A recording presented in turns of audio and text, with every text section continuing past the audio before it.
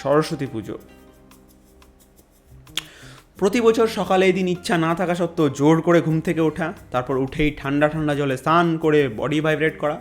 অন্যদিন বেলা 2টা বাজলেও খিদে লাগে না, কিন্তু দিন সকাল 7টা বাজতে না বাজতেই প্রচণ্ড খিদে লাগা, অঞ্জলি না দিলে ফেল হয়ে যাব, এই চিন্তা নিয়ে পুজো দিতে যাওয়া। তারপর 5টা মণ্ডপ ঘুরে কোনখানে পুজো আগে হবে সেটা জেনে সেখানে পুরোহিতের জন্য অপেক্ষা করা।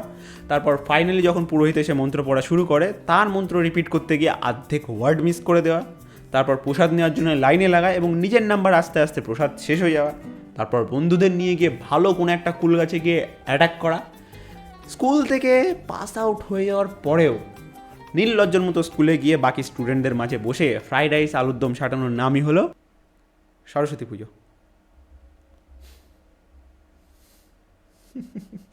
তো সরস্বতী পুজো বেসিক্যালি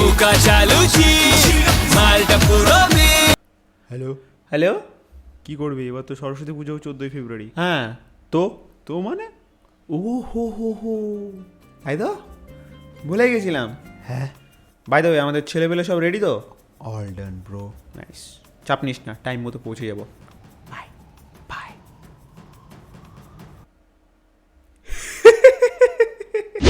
তো সরস্বতী পূজার একটা বেশ পজিটিভ দিক আমার জন্য এটা ছিল যে বেশ কয়েকদিন ধরে আমার বইটই আর পড়া লাগতো না।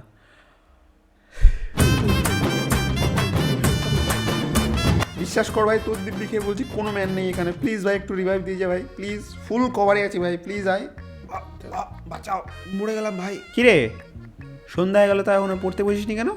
ওই যে সরস্বতী পুজো, হ্যাঁ সে তো কালকে বেরিয়ে গেছে, আজকে কি? হ্যাঁ, কিন্তু বইগুলো তো এখনো ঠাকুরের কাছে জমা না, পড়বো কি নিয়ে? রিভাইভ দে ভাই প্লিজ। হ্যাঁ ভাই, খুব এনজয় হলো। হ্যাঁ যাবো, কালকেও যাবো, চাপ নিস না। হ্যাঁ, আরে হ্যাঁ সীমাদি, কালকের এপিসোডটা তো সাসপেন্সে বেরিয়ে গেছে, আসল মজা তো আজকে হবে। এই তোর না আজকে অসীম স্যারের কাছে পড়া ছিল, যাসনি? এক সেকেন্ড মা, বইগুলো তো ইঙ্গল থেকে ভালো করে সেলফি একটা নিতে হবে। কিরে নবাবের বাচ্চা, 4 দিন তো হয়ে গেল পুজো শেষ হয়ে, স্কুলে যাবি না? মা, বইগুলো তো এখনো শোনা যাচ্ছে স্কুলে হাট সোজা হয় না হলে।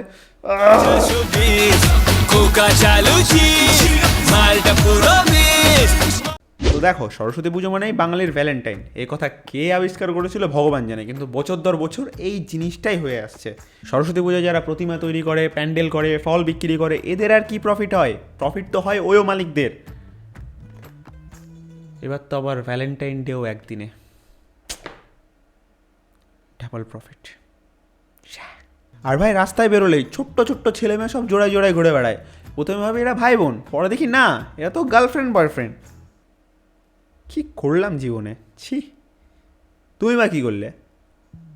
এই অ্যাডভাইসটা শুধুমাত্র তাদের জন্যে যাদের কাছে কোনো কাজ ধাজ নেই, যারা বেকার, আনএমপ্লয়েড আমার মতো।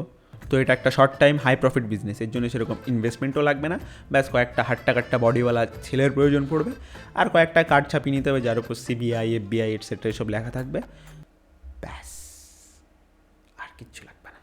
তারপর এক এক করে সব কটা হোটেলে রেড মারো ভাই, পয়সাই পয়সা, পার্ক বাগান কিচ্ছু ছাড়বে না, লাখ লাখ টাকার টার্ন ওভার ভাই, অনেক পয়সা জাস্ট একদিনে।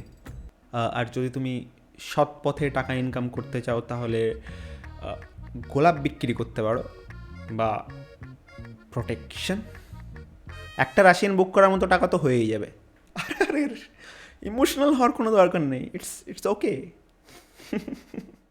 তো বাই গাইস, বিজনেস আইডিয়া এবং অ্যাডভাইসগুলো ভালো লাগলে চ্যানেলটাকে সাবস্ক্রাইব করে দিয়ে ভিডিওটা লাইক করে দিতে পারো, আর কমেন্টে আমাকে থ্যাংক ইউ জানাতে পারো যদি চাও তো।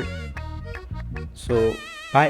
খোকা চালুছি মালটা পুরো মিস, মাসির গল্প মাকে বেচে খোকা চালু। হ্যালো, হ্যাঁ সব রেডি তো? আমাদের ছেলেবেলা সব চলে এসছে, পারফেক্ট, রাখ, আসছি। বাই গাইস, একটা ইম্পর্টেন্ট কাজ আছে। I wanna make love right now, I wanna make love